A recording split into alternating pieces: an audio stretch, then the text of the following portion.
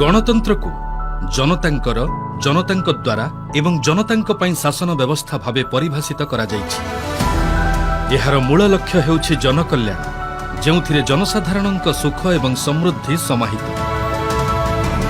गणतांत्रिक व्यवस्था नागरिक मानक आर्थिक सुरक्षा, सामाजिक सुरक्षा, मौलिक आवश्यकता सह अधिकारर सुरक्षा प्रदान करिथाय। एही गुरुदायित्व निर्वाह करिबा प्रक्रिया रे सरकार नागरिक मानकु अनेक प्रकार सेवा जोगाई थांती। सरकार जोगाउथिबा एही सेवागुड़िक केते प्रभावशाली ताहा केवल एही सेवार लाभ उठाउथिबा व्यक्तिमानंक मतामतरु ही आकलन करा जाई पारे। एही उद्देश्य को दृष्टि रे रखी विभिन्न विभाग द्वारा प्रदत्त सेवागुड़िकर लाभार्थी मानंक मतामत संग्रह निमंते ओडिशा राज्य सरकार इलेक्ट्रोनिक्स और सूचना प्रजुक्ति विद्या विभाग द्वारा एक व्यवस्था कार्यकारी करिसंती।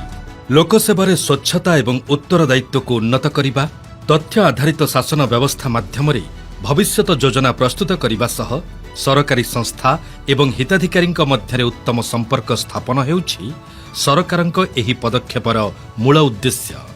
एथिपई विशेष भावरे मतामत संग्रह निमंते एक समृद्ध एवं सरलीकृत आम शासन पोर्टल प्रस्तुत करा जाइछि। एही पोर्टल जरिया हिताधिकारी जेकोसी निर्दिष्ट सेवा विषय निजर मतामत सीधासलख telephone, WhatsApp, website, social media एवं मोबाइल ऐप माध्यम दाखल करिपारिबे। एही व्यवस्था हिताधिकारी मानंकु सरकारंक द्वारा उपलब्ध करा जाउथिबा सेवा संपर्क रे निजर मतामत एवं अनुभूति को विभागीय अधिकारी, संबंधित मंत्री एवं मान्यवर मुख्यमंत्रींक सह प्रत्यक्ष भावरे परिप्रकाश करिबार सुजोग प्रदान करिबो।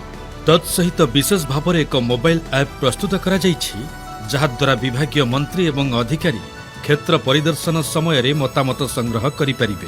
हिताधिकारी मानंकु सीधासलख सेवा जोगाउथिबा एवं जनकल्याण योजना और लोकसेवा को तदारख करुथिबा समस्त विभागगुड़िकु एही प्लाटफर्म रे सामिल कराजिबो। भारतर यशस्वी प्रधानमंत्री एवं आम समस्तंकर प्रिय मान्यवर मुख्यमंत्रींकर विकसित ओडिशा विकसित भारतर आभिमुख्य को सुदृढ़ करिबा सह हिताधिकारी सशक्तिकरण द्वारा एक सुस्थ गणतांत्रिक सुशासनर उद्देश्य मध्य पूरण होई पारिबो।